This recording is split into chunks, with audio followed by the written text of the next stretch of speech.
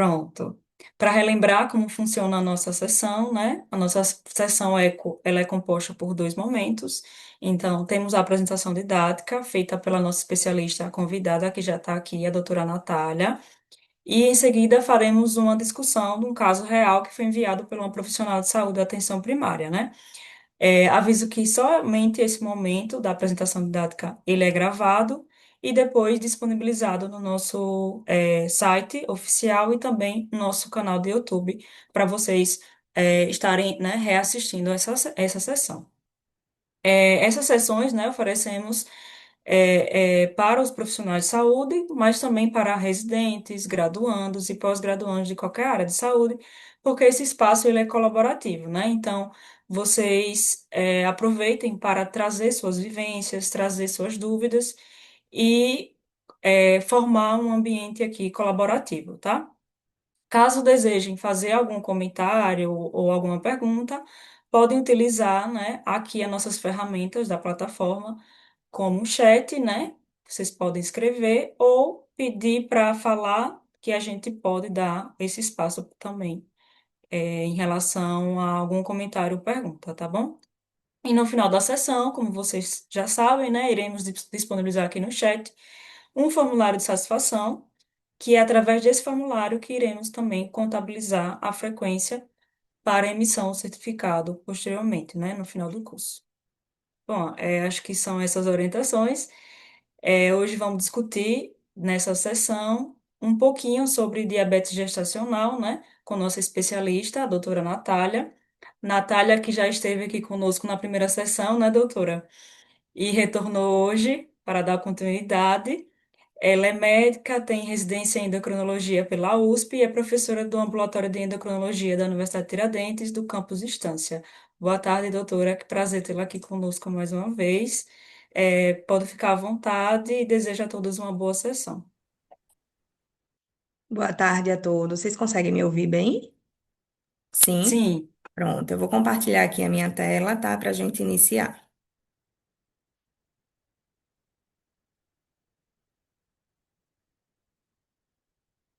Vocês conseguem ver a minha tela? Deixa eu só botar aqui. sim. Perfeito. Então, o pessoal já foi apresentada. Hoje a gente vai discutir um pouquinho sobre diabetes na gestante. Só trouxe aqui um pouquinho para a gente introduzir esse tema e por que é tão importante a gente falar sobre hiperglicemia durante a gestação. Porque essa hiperglicemia é a alteração metabólica mais comum na gestação. A gente estima que 16% dos nascidos vivos são gerados por mulheres que tiveram alguma forma de hiperglicemia durante a gravidez. E a consulta pré-natal frequentemente é a primeira oportunidade de rastreamento do diabetes na mulher adulta. Então, é super importante que essas mulheres, né, gestantes, elas tenham pelo menos essa glicemia de jejum, que a gente vai ver que é o exame de rotina no pré-natal. Quando a gente fala em hiperglicemia na gestação, a gente tem vários cenários. Então, a gente tem aquela gestante que já tinha um diagnóstico prévio de diabetes, né? Prévio à gestação. Então, ela já tinha, por exemplo, um diabetes tipo 2 ou um diabetes tipo 1 e engravidou, que isso aí a gente chama de diabetes mellitus pré-gestacional.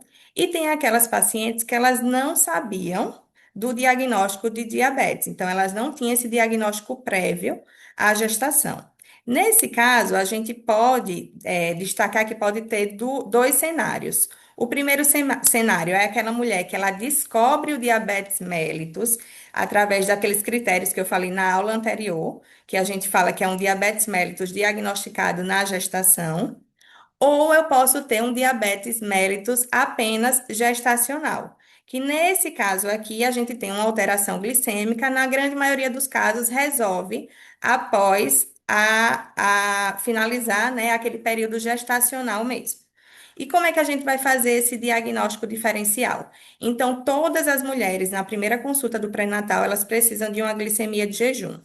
Essa glicemia de jejum que vai me dar o norte. Então, se eu tenho uma glicemia de jejum menor que 92, eu falo que aquela gestante tem uma glicemia de jejum normal.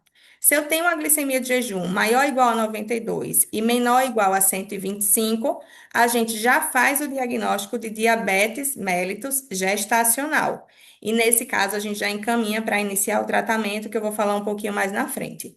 Se o paciente já preenche critérios para o diabetes mesmo, como a gente já tinha visto na aula anterior, que é uma glicemia de jejum maior ou igual a 126, ou uma glicemia ao acaso maior ou igual a 200, nesse caso a gente não fala que é diabetes mellitus gestacional. A gente fala que é um diabetes mellitus diagnosticado na gestação. E também a gente vai iniciar o tratamento. O que é importante de que a gente ressalte aqui é em relação à hemoglobina glicada. Então, a hemoglobina glicada para gestante não é o melhor parâmetro para a gente fazer o diagnóstico. Ela é utilizada para a gente ver se aquela gestante tem um risco aumentado de diabetes mellitus gestacional. Então, se o valor da hemoglobina glicada tiver maior ou igual a 5,7, menor ou igual a 6,4, a gente fala que aquela gestante tem um risco aumentado de diabetes gestacional. E se tiver maior ou igual a 6,5, isso aqui vale a pena, às vezes, a gente solicitar, porque se tiver maior ou igual a 6,5, a gente pode fazer o diagnóstico de diabetes diagnosticado na gestação, que a gente chama de overt diabetes, certo? O que é interessante aqui, que eu preciso que também vocês entendam, é nessas gestantes que têm a glicemia inicialmente normal, a glicemia de jejum inicialmente normal, a gente precisa solicitar o teste de tolerância oral à glicose entre 24 e 28 semanas de gestação. E como é que a gente faz esse teste? Então, esse teste, ele vai ser solicitado para todas as gestantes que não fizeram diagnóstico no primeiro trimestre. Não tem muito sentido a gente pedir esse teste de tolerância oral de 75 gramas para aquelas que já têm o diagnóstico, né? Ou têm o diagnóstico de DMG, ou têm o diagnóstico de diabetes mellitus, porque a gente já fez o diagnóstico, então não tem sentido a gente repetir. E se tiver um valor desses três alterados, a gente já fecha o diabetes mellitus gestacional, que nesse caso, em jejum, é quando está com a glicemia maior ou igual a 92 e menor que 126, 1 hora com a glicemia maior ou igual a 180 e 2 horas com a glicemia maior ou igual a 153 e menor que 200. Percebam se tiver aqui a glicemia de 2 horas maior ou igual a 200 ou o teste de tolerância oral, né, com a glicemia 1 hora maior ou igual a 209, eu já vou classificar isso como overt diabetes. E qual é a grande importância da gente também falar nessa hiperglicemia, né? Independente se seja DMG ou DM2 gestante, porque a gente sabe que esse aumento de nível glicêmico traz repercussões, tanto para a mãe como também para o feto. Essas repercussões são das mais diversas. Então, a gente tem risco materno, maior risco de infecção urinária, maior risco de aumento do líquido amniótico, né? De evoluir um parto ali para cesárea. Então, isso tudo a gente tem que pensar, né? Para a gente manter esses níveis glicêmicos mais adequados. E complicações fetais também. Então, um feto que tem a mãe, né, com diabetes gestacional, a gente sabe que ele tem um risco de macrosomia, tem um risco de malformação, tem um risco maior de abortamento, de prematuridade. Então, isso aqui é bem interessante da gente poder entender. E também complicações futuras. Então, a gente sabe que a mãe, para a mãe, aquela mãe que desenvolve um diabetes mellitus gestacional, ela tem um risco aumentado para desenvolver diabetes em gestações futuras e também no futuro. E para a prole, eles têm um risco aumentado de desenvolver síndrome metabólica, obesidade, diabetes e até hipertensão. Aqui é um fluxograma só para a gente tentar sumarizar tudo que já foi dito. Quando a gente vê aqui, o que é que a gente percebe? Na Sociedade Brasileira de Diabetes, ele traz um fluxograma de locais que têm viabilidade financeira. Então, o que é que a gente vai fazer nesses locais? No início do pré-natal, se aquela gestante conseguiu fazer o pré-natal com menos de 20 semanas, a gente solicita uma glicemia de jejum. Se essa glicemia de jejum for maior ou igual a 126, isso aqui já fecha um quadro de overt diabetes, certo? Que é um diabetes diagnosticado na gestação. E aqui esse paciente já vai ser encaminhado para o tratamento. Se eu tenho uma glicemia de jejum entre 92 e 125, a gente já faz o diagnóstico de diabetes gestacional. Percebam que esses dois já têm o critério diagnóstico aqui. A gente não precisa evoluir para outro teste. A gente só vai fazer o teste de tolerância oral à glicose naquelas mulheres que a glicemia de jejum no início do pré-natal der menor que 92, que é considerado normal. Aí, nesse caso, a gente faz entre 24 e 28 semanas o teste de tolerância oral à glicose com 75 gramas para poder fazer a avaliação desses níveis glicêmicos, para ver se nesse teste os níveis glicêmicos vão ser compatíveis com o overt diabetes ou se vão ser compatíveis com o diabetes gestacional. Naquelas pacientes que iniciam o pré-natal um pouquinho mais tarde, aí às vezes a gente nem precisa fazer a glicemia de jejum, a gente já pode fazer o teste de tolerância oral à glicose mesmo, que aí o ideal é que a gente faça entre 24 e 28 semanas, e vamos avaliar também os valores para fazer esse diagnóstico de diabetes gestacional ou de overt diabetes.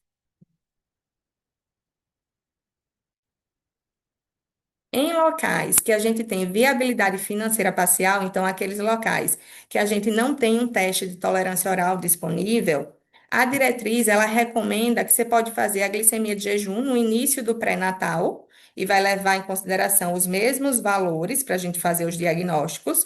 E se o paciente tiver uma glicemia de jejum no início do pré-natal menor que 92, o ideal é que a gente repita essa glicemia de jejum entre 24 e 28 semanas, para a gente fazer o diagnóstico entre normal e diabetes gestacional. Então, isso aqui é bem interessante, porque tem alguns locais que a gente não tem disponibilidade do teste de tolerância oral à glicose, e aí a gente pode fazer o diagnóstico com duas medidas de glicemia em jejum.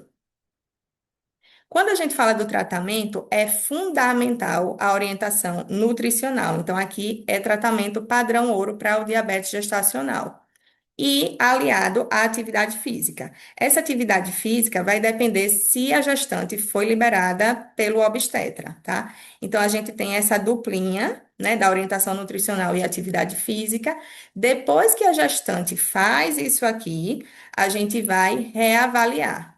E aí, se a gestante, depois de fazer a orientação nutricional e atividade física, por 7 a 14 dias, ela persiste com glicemias, duas ou mais glicemias avaliadas acima da meta, que eu vou falar um pouquinho mais na frente qual é essa meta, a gente pode lançar mão de um tratamento farmacológico, tá?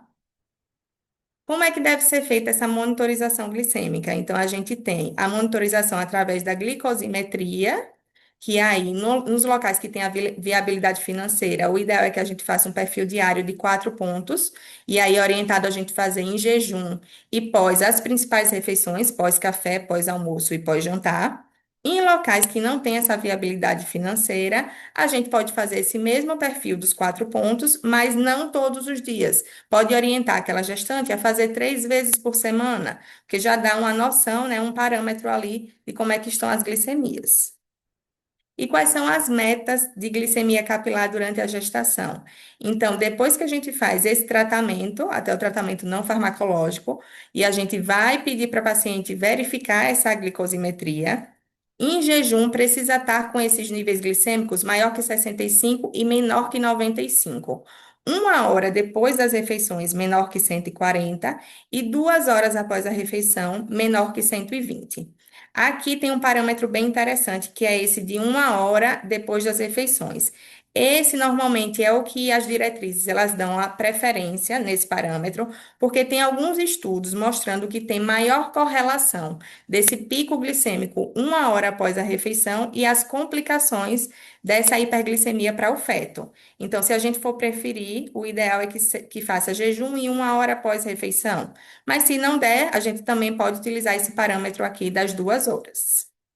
Eu trouxe aqui a monitorização contínua de glicose, né, que a gente é um cenário hoje que a gente já vê bastante em alguns locais, e ela está recomendada pela Sociedade Brasileira de Diabetes naquelas gestantes que têm diabetes tipo 1 prévio, e aí a gente vê os intervalos, né, alvos, que no ideal aqui na gestante com diabetes tipo 1 ficar entre glicemia de 63 e 140 maior que 70% do tempo. Glicemia maior que 140 é evitar, né? Então tem que deixar menor que 25% e evitar ao máximo que essa gestante ela faça hipoglicemias. E também já é recomendado para diabetes mellitus gestacional, naquelas pacientes que tenha alterações glicêmicas, que a gente precisa ver mais na madrugada como é que fica. Só que sempre aliado à monitorização glicêmica pelo glicosímetro mesmo, certo? Pela glicosimetria capilar.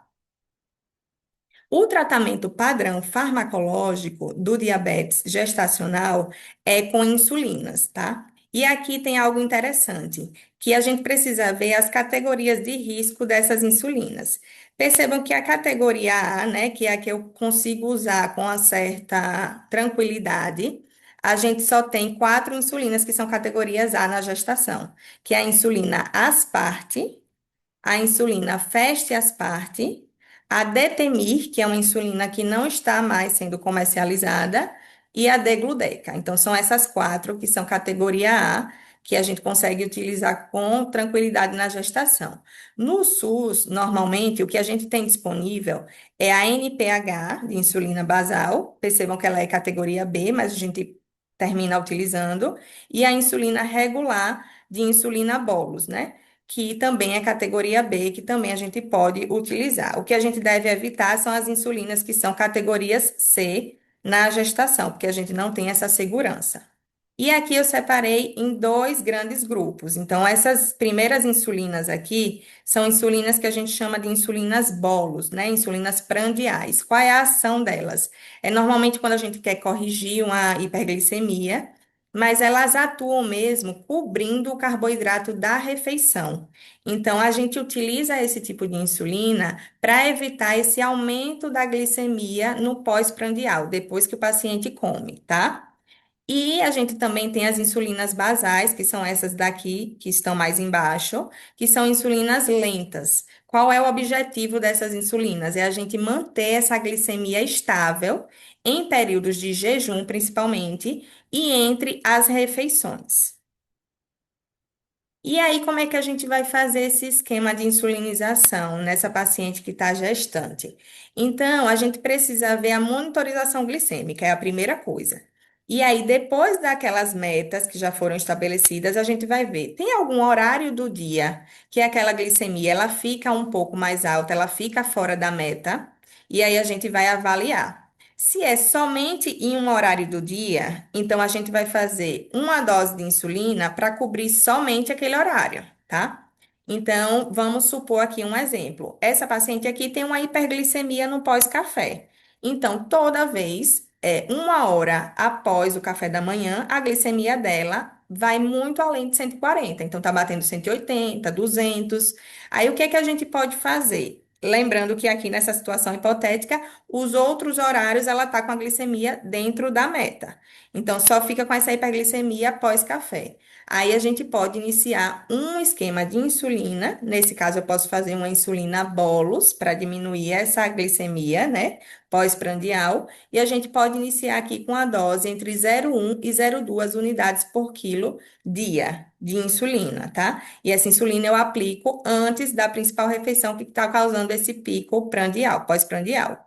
E a gente continua a monitorização diária, né? Porque com essa monitorização é que eu vou perceber se eu preciso acrescentar novas doses de insulina nos outros horários. Mas tem aqueles pacientes que às vezes fica alto durante todo o tempo. Então, tem aquelas pacientes que a gente deixa, às vezes tem a glicemia em jejum um pouco mais alta e os pós-prandiais também, né, elevados. Nesse caso, às vezes a gente precisa fazer uma dose um pouco maior, que pela diretriz eles orientam 0,5 unidades por quilo, e a gente distribui, faz uma distribuição entre basal, entre insulina basal, para manter, né, a glicemia durante o dia, e as insulinas bolos antes das principais refeições. Sempre lembrar dessa monitorização. Então, essa gestante, ela precisa fazer a glicosimetria, e retornar em consultas a cada 1 a 2 semanas para ajuste de dose de insulina, tá? Que vai ser personalizado esse ajuste. Quando o paciente está com o tratamento farmacológico, o ideal é que a gente amplie um pouco essas glicosimetrias, essas medidas. Então, é que a gente faça um perfil diário de 6 pontos. E aí, nesse caso, o paciente vai fazer sempre antes de cada refeição, ou seja, jejum antes do almoço, antes do jantar, e pós-prandial também, pós-café, pós-almoço e pós-jantar. Se for em área que a gente não tem uma viabilidade financeira, a gente pode manter da outra forma, né, de quando está com tratamento não farmacológico, que são os 4 pontos, 3 vezes na semana, que é jejum e pós as principais refeições. Lembrando que a meta glicêmica sempre vai ser a mesma para o DMG, tá? E a metformina, será que a gente tem espaço para ela? Porque a gente às vezes escuta, né? Ah, não pode metformina na gestação, é contraindicado. Então, o que é que a gente sabe hoje, cientificamente, sobre a metformina? Que a gente pode utilizar ela, só que em alguns cenários específicos. Quais são eles? Como alternativa à insulina, então a gente sabe que às vezes tem aquelas pacientes que não aderem à insulina, né? Não aderem à insulina, ou aquelas pacientes que não têm acessibilidade à insulina, ou que têm dificuldade na autoadministração, enfim, que às vezes deixa de comer e faz uma restrição alimentar excessiva para evitar o uso de insulina. Então, a diretriz ela recomenda que você pode considerar a metformina se a gestante apresentar algumas dessas condições. E associado à insulina, a gente também pode fazer a metformina quando aquela gestante já está com doses muito elevadas de insulina, que aí fica, eles estabelecem uma dose maior que 2 unidades por quilo por dia de insulina, e ela não consegue ficar com as glicemias dentro da meta estabelecida, tá? E também naquelas gestantes que têm um ganho de peso, né, excessivo, e que o feto também está tendo um ganho de peso excessivo por conta do descontrole glicêmico. O que a gente não pode usar metformina, que a gente precisa observar muito, antes de prescrever. A metformina, ela vai passar, então ela vai atravessar a barreira transplacentária. E quando ela vai para o feto, ela atua diretamente na mitocôndria fetal. Então, essa mitocôndria, ela sendo alterada, o que é que vai acontecer? Esses fetos normalmente podem ter crescimento intrauterino restrito. Então, se a gestante está usando metformina e percebe nas ultrassons que está tendo a restrição do crescimento intrauterino, a gente precisa suspender essa metformina imediatamente, tá? E se o feto já tem uma presença do crescimento intrauterino restrito, a gente nem vai fazer, nem vai introduzir essa metformina porque é contraindicado. E também naquela gestante que tem uma doença renal crônica. Existe também as pessoas que têm, né, um diabetes 2 pré-gestacional ou um diabetes tipo 1, tem alguns estudos mostrando que aumenta o risco dessas gestantes terem pré-eclâmpsia. Então, é recomendado também que essas gestantes já façam o uso profilático do AS, em doses entre 75 e 100 miligramas, certo? Esse uso deve ser iniciado entre 12 e 28 semanas de gestação e o ideal é que sempre seja iniciado antes da 16ª semana de gestação e manter isso até o dia do parto. E como é que a gente vai fazer após o diabetes gestacional? Então, normalmente, essas pacientes que têm diabetes gestacional, elas têm o diabetes naquele momento da gestação. Com a resolução, né, com o parto, normalmente a grande maioria consegue solucionar esse diabetes gestacional. Então, depois do parto, o ideal é que a gente suspenda a terapia farmacológica, tá?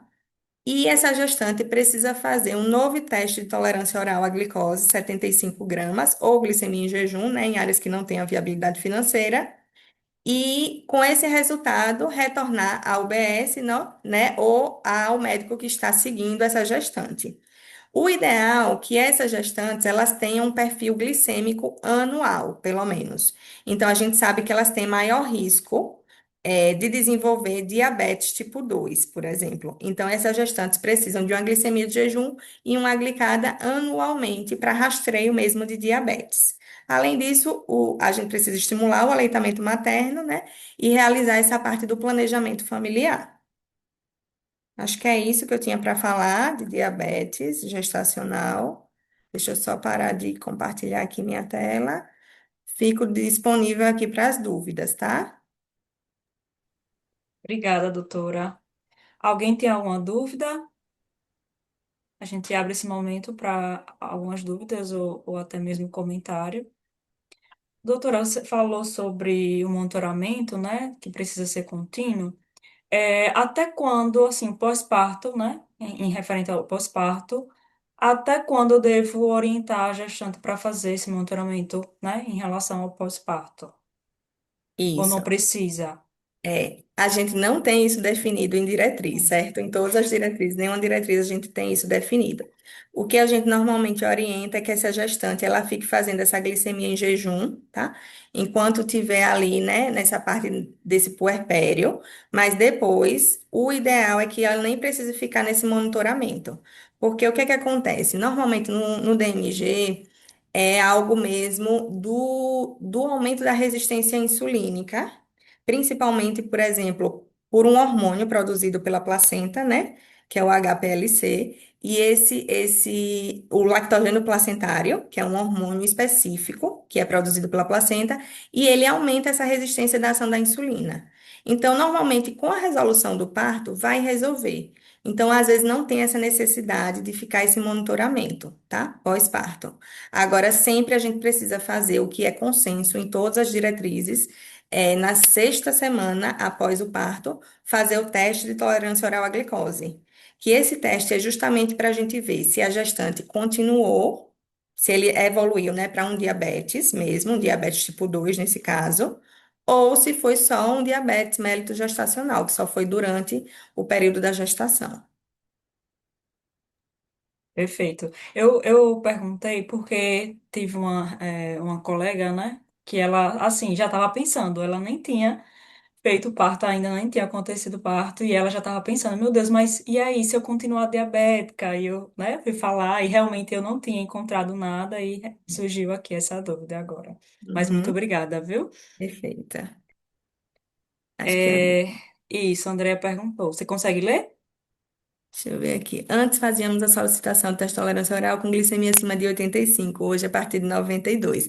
Isso, exatamente, Andréa. Então, assim, a gente foi reformulando isso, né, de diabetes mellitus gestacional. Então, teve uma reformulação. O que foi que eles perceberam? Fizeram vários estudos e perceberam que realmente esse cutoff aí, esse ponto de corte de 92, ele é muito mais fidedigno, tá? Para diabetes mellitus gestacional, mas ainda com algumas controvérsias do que o parâmetro que a gente utilizava antes do 85. Então, hoje o que a gente utiliza mesmo é 92, certo? Como ponto de corte. Por nada. Ó, perfeito. Se alguém tiver alguma dúvida, né, enquanto a gente vai discutindo, pode mandar aqui no chat. Agora a gente vai passar pela apresentação do caso clínico.